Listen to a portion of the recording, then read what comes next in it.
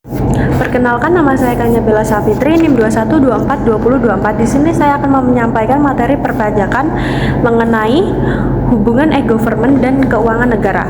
E-government memainkan peran penting dalam pengelolaan keuangan negara dengan meningkatkan transparansi, efisiensi, dan akuntabilitas melalui teknologi. Sistem seperti e-budgeting dan e-audit membantu pemerintah mengelola anggaran, mencegah korupsi, dan mempermudah pengambilan keputusan berbasis data. Dengan integrasi dan aksesibilitas data yang lebih baik, e-government mendukung modernisasi tata kelola keuangan negara serta membangun kepercayaan publik. Lalu, materi yang pertama, e-government dalam pengelolaan anggaran. Pemerintah Indonesia mengembangkan e-government untuk meningkatkan transparansi dan akuntabilitas pengelolaan anggaran publik. E-government dan e-participation meningkatkan keterlibatan masyarakat dan efisiensi serta mengurangi korupsi. Regulasi seperti Peraturan Presiden Nomor 95 Tahun 2018 dan Undang-Undang Nomor 1 Tahun 2022 mendukung digitalisasi administrasi dan pengelolaan anggaran. Keberhasilan e-government tergantung pada kualitas layanan, keandalan sistem, dan kepuasan pengguna. Pengembangan e-government juga berkontribusi pada pengurangan korupsi dan peningkatan akuntabilitas. Namun, menghadapi tantangan seperti keamanan data dan kesenjangan digital, kebijakan berkelanjutan diperlukan untuk meningkatkan efektivitas e-government dalam pengelolaan anggaran. E-government memiliki peran penting dalam peningkatan transparansi, akuntabilitas, dan efisiensi pengelolaan keuangan daerah. Misalnya, penerapan sistem seperti surat perintah pencairan dana online memungkinkan pemantauan dan evaluasi data keuangan secara real time sehingga potensi penyalahgunaan anggaran dan memastikan proses administrasi berjalan lancar.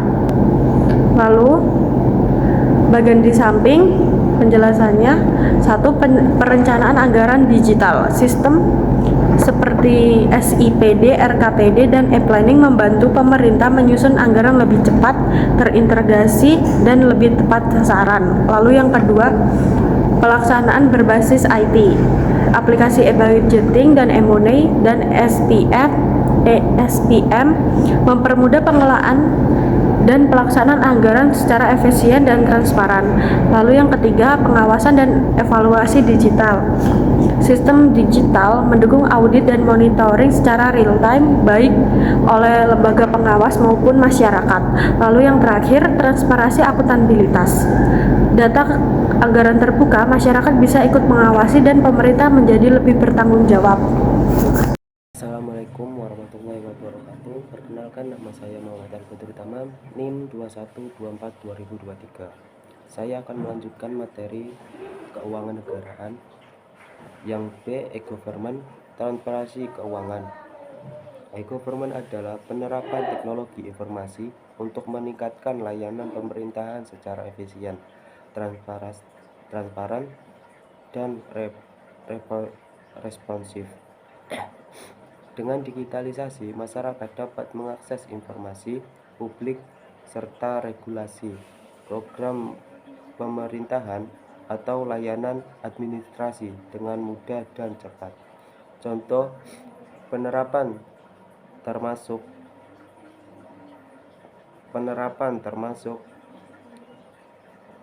portal pelayanan publik online, aplikasi pengaduan masyarakat, dan sistem pengadaan barang jasa secara elektronik. Selain efisiensi, e-government juga mendorong partisipasi masyarakat dalam proses pengawasan dan pengambilan keputusan. Transparansi keuangan adalah upaya penyediaan informasi keuangan secara terbuka kepada publik. Ini bertujuan meningkatkan kepercayaan masyarakat, mengurangi potensi korupsi, serta memastikan pengelolaan dana dilakukan secara efisien dan sesuai tujuan. Praktik transparansi keuangan meliputi publik laporan keuangan secara rutin, penggunaan sistem pelaporan berbasis elektronik, serta program edukasi masyarakat untuk memahami pelaporan keuangan. Prinsip keterbukaan informasi dan akuntabilitas menjadi kunci keberhasilannya. Selanjutnya, transparansi keuangan, yaitu layanan online, partisipasi publik, data terbuka, akuntabilitas, transparansi keuangan, dan e-government. E-government dan transparansi keuangan. E-government adalah penggunaan teknologi informasi oleh pemerintah untuk meningkatkan pelayanan publik, keterbukaan, dan efisien. 1. Layanan online. Pemerintah menyediakan layanan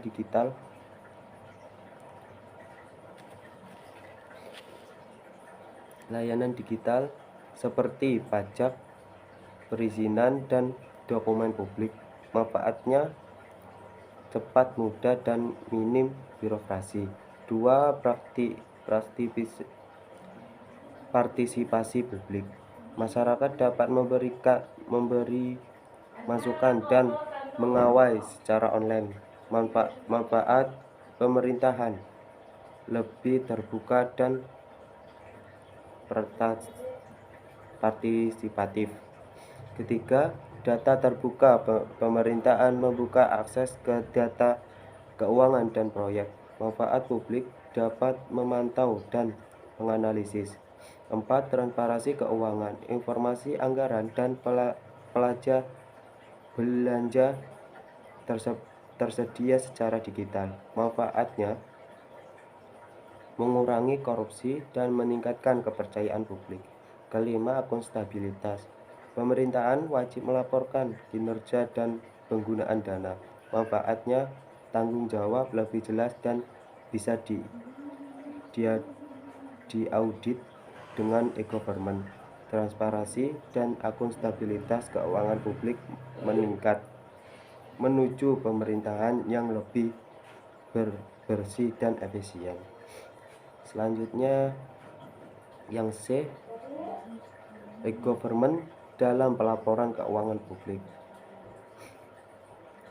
E-government adalah pemanfaatan teknologi informasi oleh pemerintah untuk memberikan layanan dan menjalankan proses administrasi secara digital.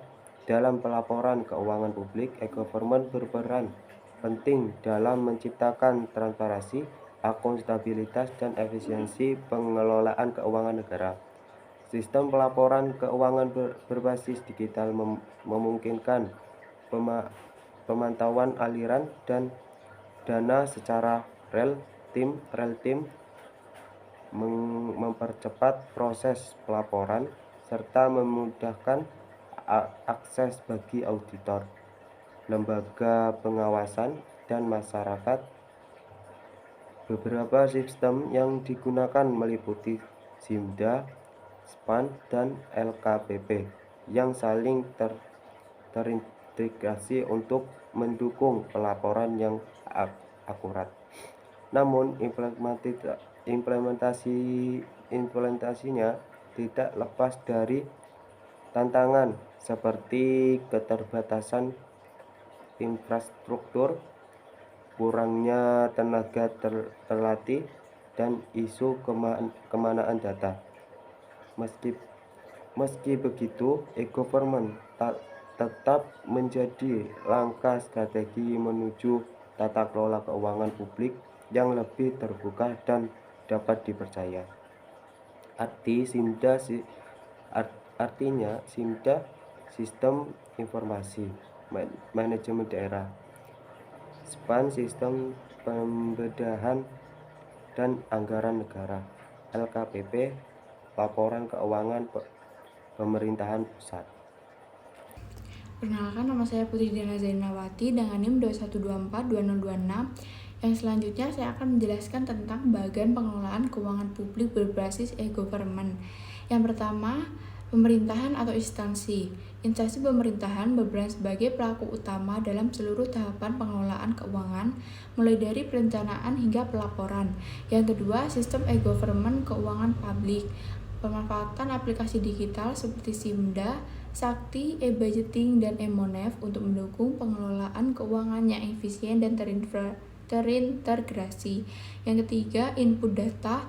Data yang dimasukkan menyangkut informasi anggaran, realisasi belanja, pendapatan, dan komponen keuangan lainnya. Yang keempat, proses otomasi dan validasi. Sistem melakukan proses otomatisasi, verifikasi, serta validasi data secara real-time untuk memastikan akurasi dan konsistensi. Yang kelima, pengawasan dan audit internal. Mempermudah proses pengawasan dan audit oleh inspektorat internal maupun auditor eksternal. Yang keenam, proses keuangan publik. Menghasilkan berbagai laporan seperti laporan realisasi anggaran atau LRA, neraca, laporan operasional atau LO, dan laporan perubahan ekuitas atau LPE. Yang terakhir, transparansi dan akuntabilitas.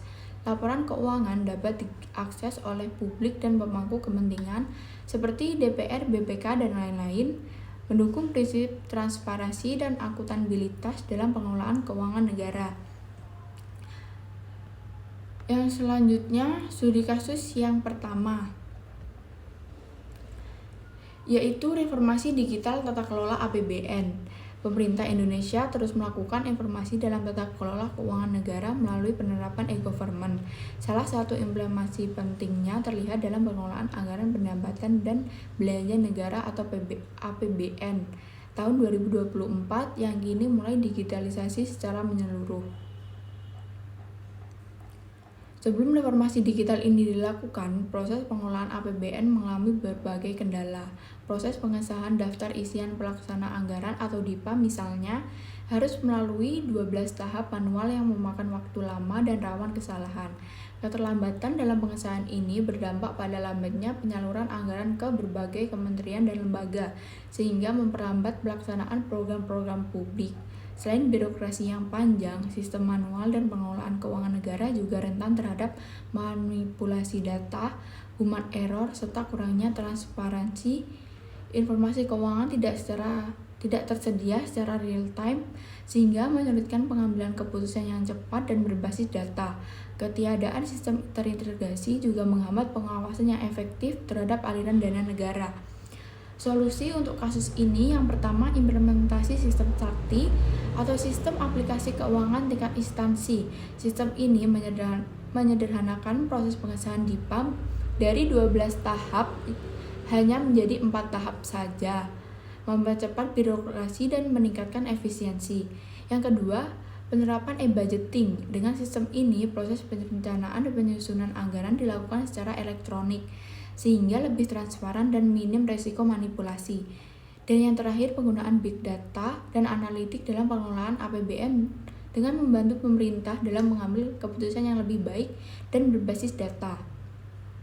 Melalui analisis data yang komprehensif, pemerintah dapat mengidentifikasi tren pengeluaran, potensi penyalahgunaan anggaran, serta area yang memerlukan penyesuaian anggaran. Yang selanjutnya, kasus yang kedua, yaitu Simda Keuangan sebagai sistem informasi.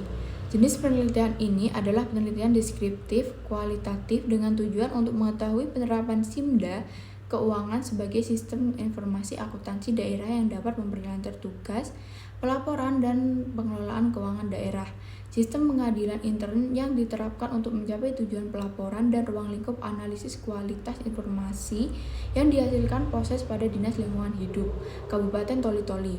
Dengan skala pengukuran menggunakan data ordinal diperoleh nilai rata-rata tertimbang, menunjukkan bahwa kualitas informasi sesudah atau setelah menerapkan Simda Keuangan pada Dinas Lingkungan Hidup lebih baik dari sebelumnya. Hal ini ditunjukkan dengan rata-rata tertimbang sesudah menggunakan Simda Keuangan sebesar 3,45 satuan, sedangkan sebelum menggunakan Simda Keuangan sebesar 2,00 satuan. Jadi grafik di samping menunjukkan perbandingan nilai rata-rata kualitas informasi keuangan sebelum dan sesudah penerapan sistem informasi manajemen daerah atau Simda Keuangan di Dinas Lingkungan Hidup Kabupaten Toli-Toli. Sebelum penerapan SIMDA keuangan, nilai rata-rata kualitas informasi berada pada angka 2,00.